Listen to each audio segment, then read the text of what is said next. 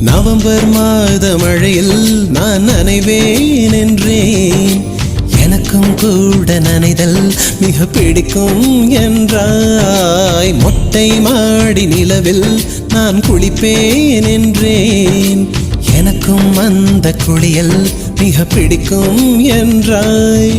சுகமான குரல் யார் என்றால் சுசீலாவின் குரல் என்றேன்.